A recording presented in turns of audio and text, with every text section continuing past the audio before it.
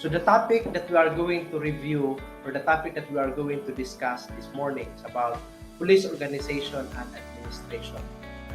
Police organization and administration is a subject under law enforcement administration. But since there are a lot of topics under this subject, we will be dividing the discussions into different episodes or different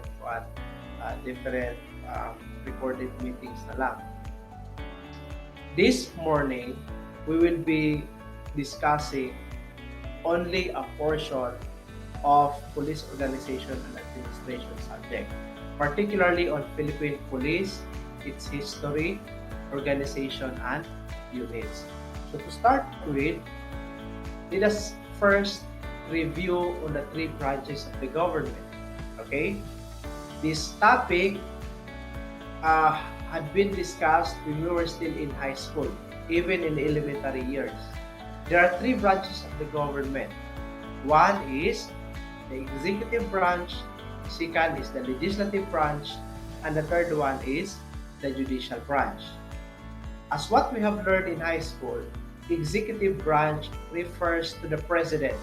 Okay? Refers to the president. The legislative branch, on the other hand, refers to the Congress and the Senate, while judicial branch refers to the courts, right? To the courts. The courts is headed by the Supreme Court.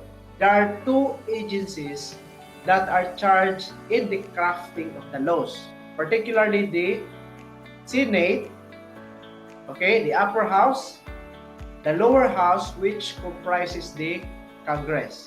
So the Congress and the Senate will be the one to draft bills, okay?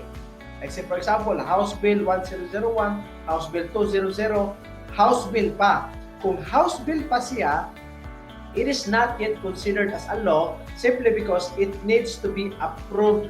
It needs to undergo 3 readings. There has to be a debate about it. It has to undergo 3 readings.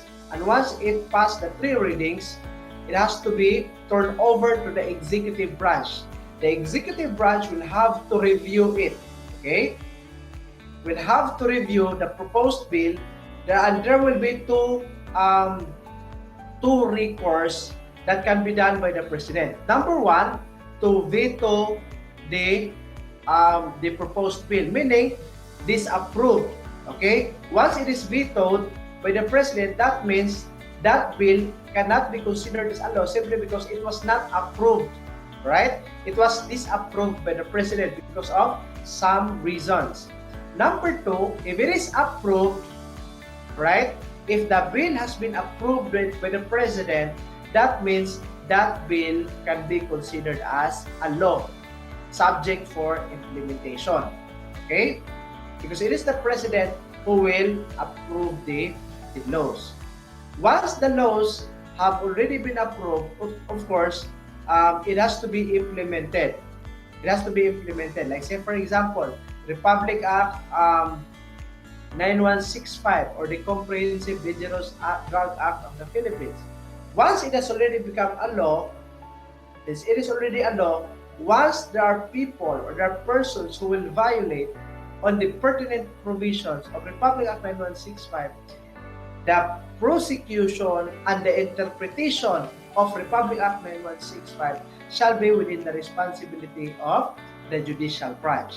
The judicial branch, as I have said a while ago, consists of the apex. The highest court is known as the Supreme Court. Okay? The Supreme Court is followed by the Court of Appeals. The Court of Appeals, on the other hand, is followed by the Regional Trial Court.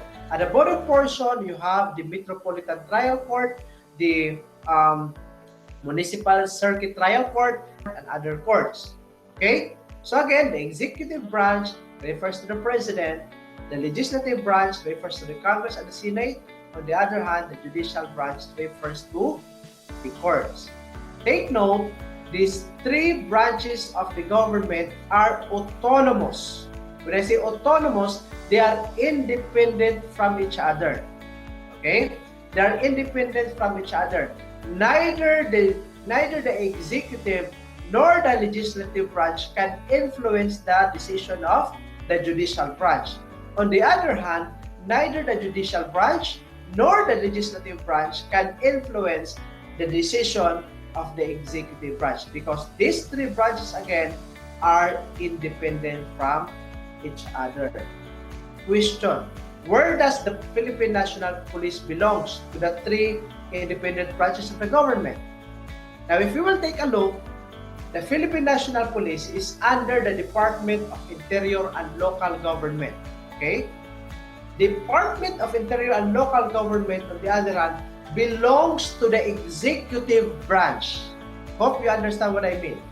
Again, there are three branches of the government: the executive, the legislative, and the judiciary. Question: where does the PNP belongs to? Again, if we will take a look on the hierarchical structure of the Philippine National Police, PNP is under the DILG or the Department of Interior and Local Government.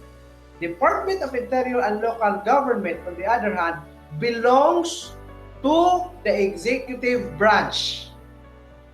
Okay?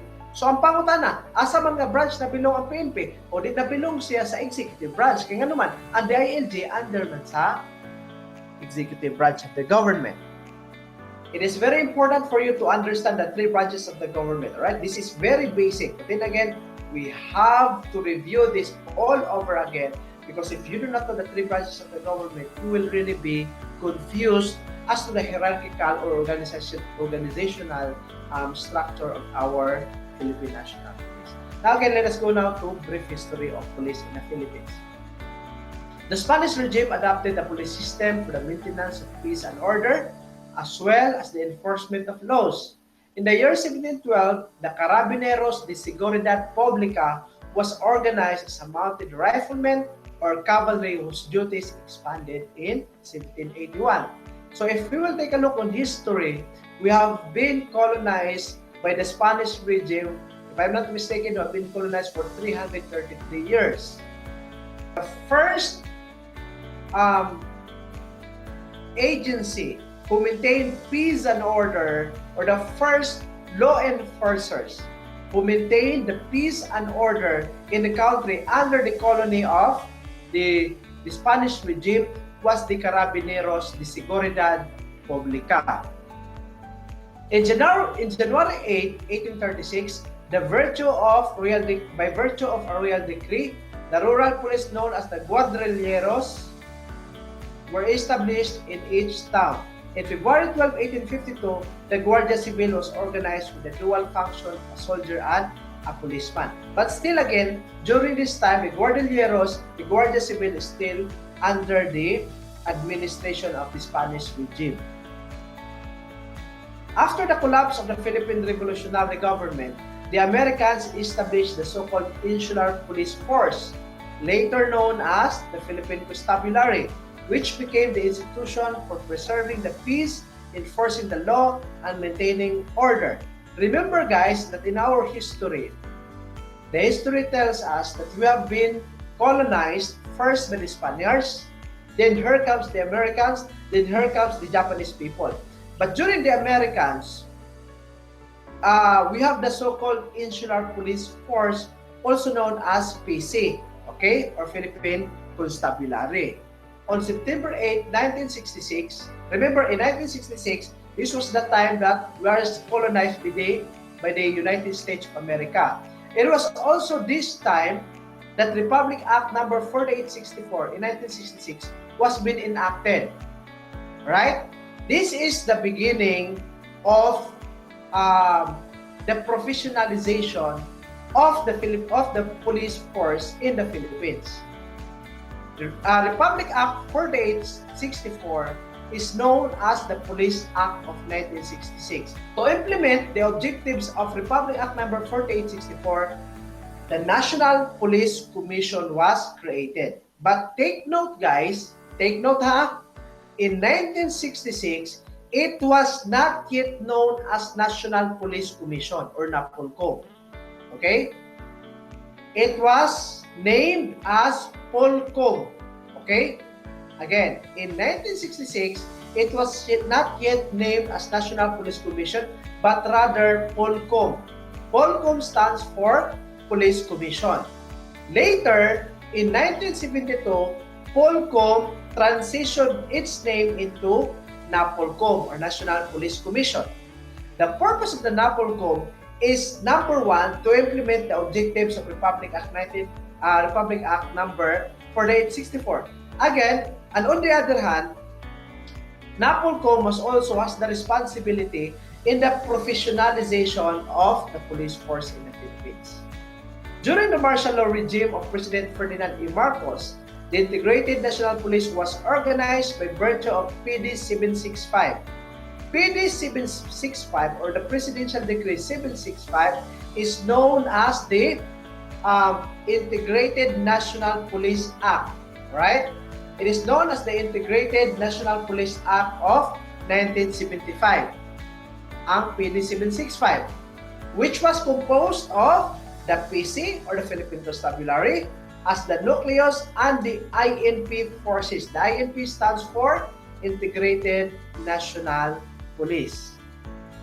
After 1975, here comes Republic Act 6975. Republic Act 6975 was enacted on December 13, 1990. Created, among others, the Philippine National Police, the Bureau of Fire Protection, the Bureau of Jail Management and Penology, and the Philippine Public Safety College.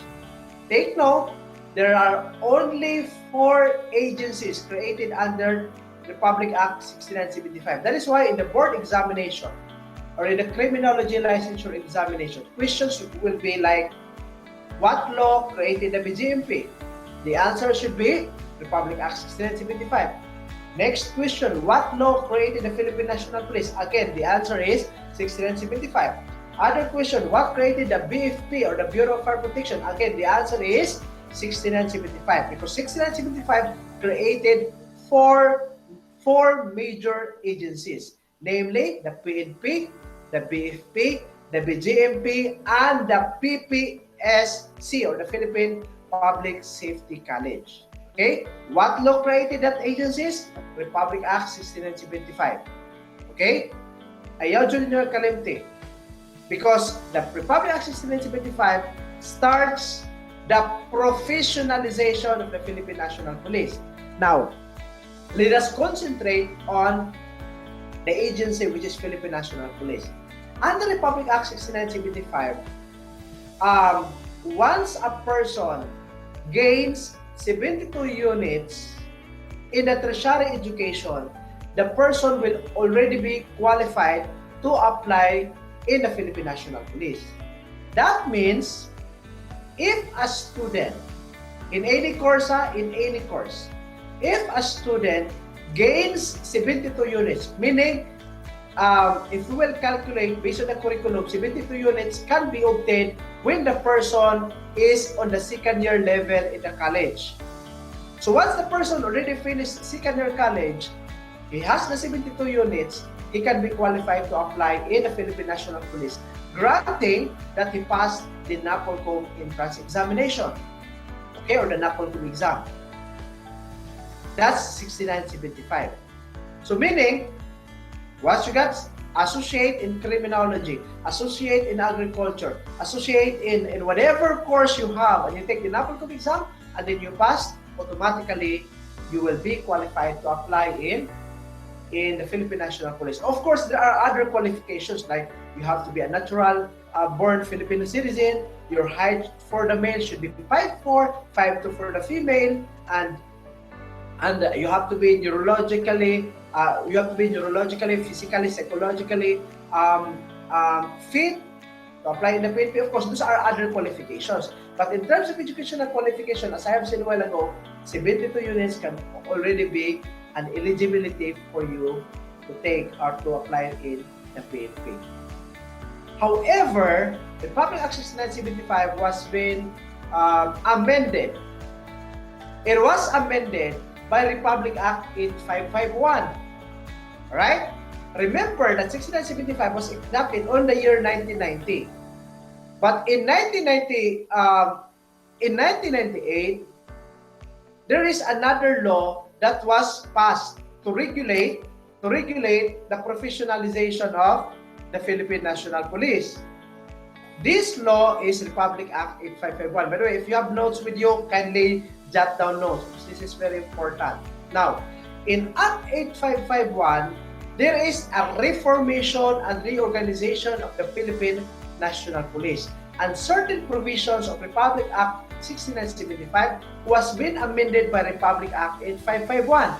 Like say, for example, as I have stated a while ago, or for you to be qualified to apply in the Philippine National Police, you need to have 72 units under 6975. But in Republic Act 8551, there is more professionalization that was being done in the PNP simply because 72 units is no longer an eligibility, no longer an educational qualification. But then again, it was being upgraded into a degree. Okay? Hope you understand what I mean. So meaning, if we will compare 6975 and 8551, in Republic Act 6975, all you have to do is you have to garner 72 units and you will pass the educational qualification. But in 8551 again, you need to have a degree, meaning you have to graduate from a particular course before you will be qualified to apply in the PNP. Okay? Question.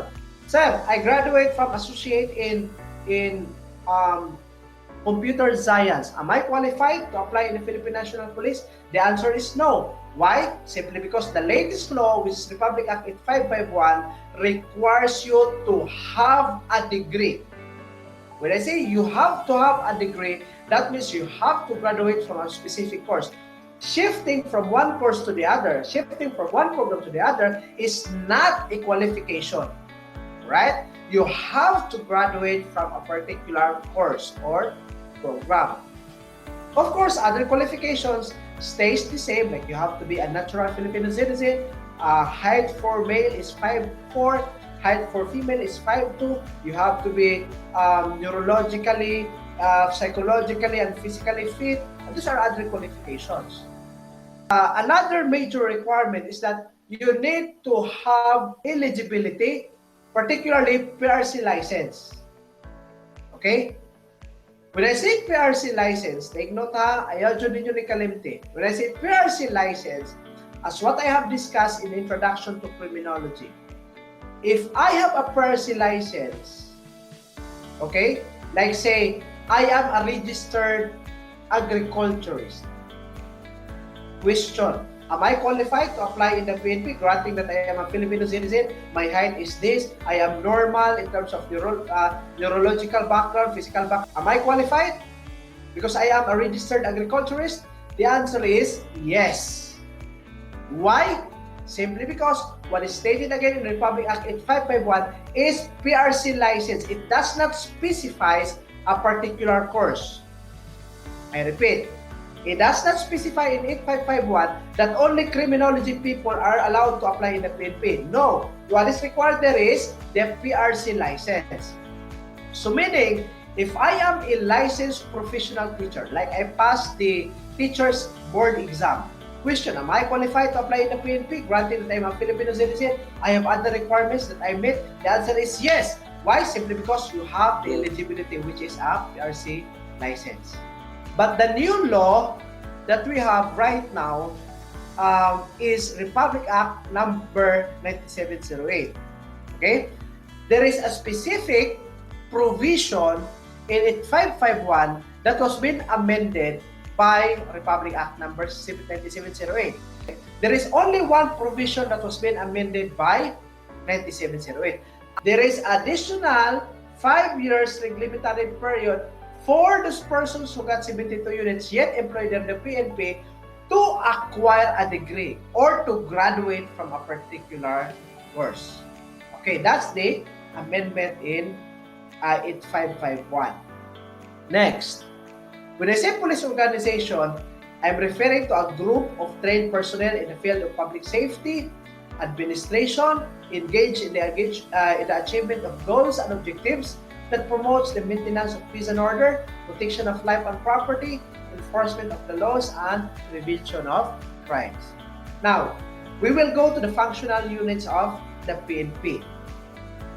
We will start from the top, all right? We will start from the top, meaning the biggest unit up to the smallest unit. The biggest unit is known as the Bureau. Bureau meaning the largest organic functional unit within a large department. It comprises a number of divisions. Division, on the other hand, is a primary subdivision of a bureau, meaning the unit under the bureau.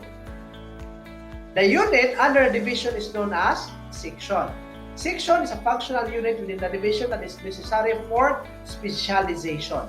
The lowest, the smallest group of individuals is known as a unit, functional group within a section, or the smallest functional group within an organization.